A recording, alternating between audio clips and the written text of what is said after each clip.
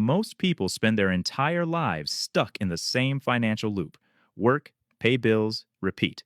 But what if I told you there's a 90-day window, a specific time frame where you can completely rewire how money flows through your life? Not through get rich quick schemes, not through miracle investments, through something far more powerful: a system that changes how your brain thinks about money. In the next few minutes, you're going to discover the exact three-phase framework that took people from checking account anxiety to actual cash flow. The results? Some built their emergency fund in less than 90 days. Others cracked the code on passive income. One person, they quit their job. But here's the thing: most people never make it past week 2. Stay with me, and I'll show you why. Before we talk about the system itself, you need to understand why 90 days matters. Our brains are hardwired for habit formation. Research shows that genuine behavioral change, the kind that actually sticks, takes approximately 66 to 90 days. Not 21 days, that's just marketing. Not 6 months, that's procrastination dressed up as patience. 90 days is the Goldilocks zone. It's long enough to see real results. Your income could shift. Your debt could drop. Your mindset could transform. But it's short enough that you can feel the momentum. You can taste success. And that taste is what makes people continue. But here's where most people fail. They try to change everything at once: new budget, new spending habits, new saving goals, new investment strategy, all at the same time. And by day 18, their brain is exhausted from decision fatigue, and they're right back to square one. The 90-day money system doesn't work like that. It's split into 3 distinct 30-day phases. Each phase has one primary focus. Each phase builds on the last. It's not about willpower. It's about design. You're not fighting your brain. You're partnering with it. And that is the secret most people never understand. So let's talk about phase 1. Days 1 to 30. The awareness phase. Your job in this phase is simple, and I mean simple, but it can feel almost anticlimactic. Track every single dollar that leaves your account. That's it. Not to judge yourself, not to shame yourself, not yet, just to see. Most people have no idea where the money actually goes. They'll tell you they spend responsibly, but then can't account for $200, $300, $400 a month. It just evaporates. This phase is about closing that gap. And here's the psychological trick. When you simply track your spending without judgment, something shifts in your brain. You become conscious, and consciousness always precedes change. You don't even have to cut anything yet, but you'll start making different micro decisions. You'll hesitate before that impulse buy. You'll notice patterns you never saw before. By day 30, most people discover something shocking. Maybe it's $150 a month on subscriptions they forgot they had. Maybe it's eating out 5 times a week when they thought it was only 2. Maybe it's the small, I deserve this purchases that add up to thousands of dollars every year. The awareness itself becomes the catalyst. And that brings you to the edge of phase 2, where the real transformation begins. Days 31 to 60. This is the restructure phase. This is where emotion meets action. Now that you know where your money goes, you're ready to make a choice. And this is crucial. It's a choice, not a restriction. We do this with something I call the priority stack. First, you list your non-negotiables: rent, food, essential utilities. These are sacred. We don't touch them. Then you list your values. This is personal. For you, it might be security. For someone else, it's growth or travel or family. Your values determine where every other dollar flows.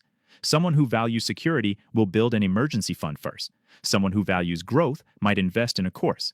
When your money aligns with your actual values, not society's, not your family's, but yours, you don't feel deprived.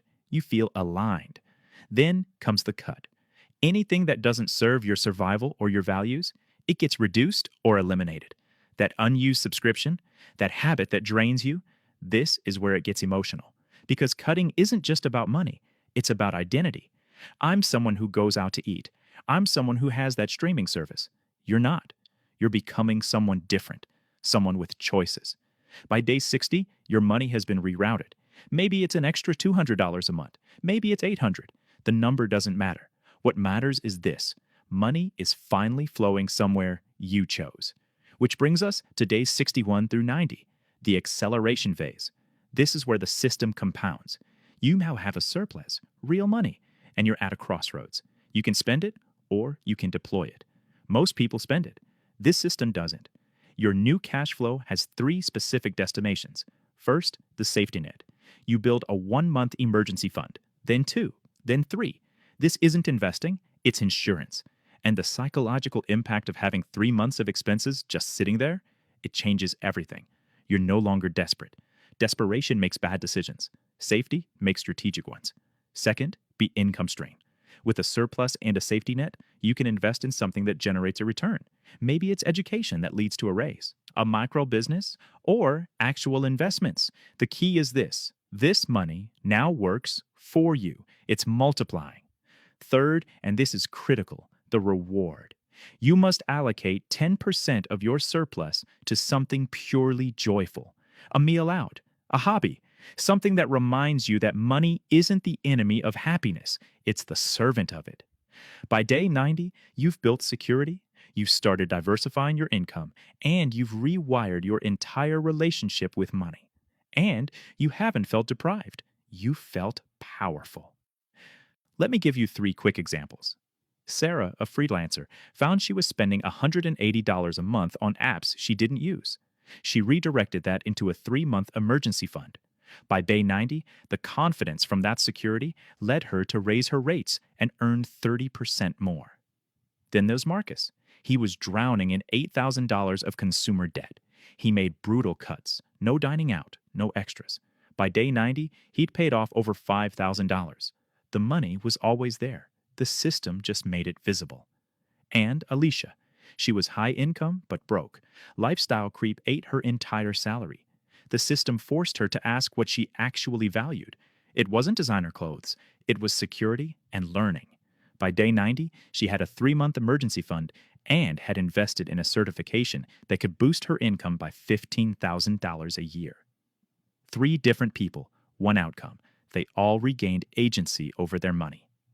Now, not everyone makes it. Most people fail in the first 30 days because tracking feels tedious. The solution? Automate it. Use an app. 5 minutes a day. Others quit in phase 2 because the cuts feel too real. The solution? Remember your why. Write down your values and look at them daily. Let that emotion sustain you. And some plateau in phase 3, unsure how to deploy their money. The solution? Start small. A $50 investment in a course, $100 into a brokerage account. Action creates confidence. The system works, but only if you do. Here's what I want you to understand. You're not broke because you're stupid or unlucky. You're in your current situation because of systems you probably never chose, but you can choose a different one right now.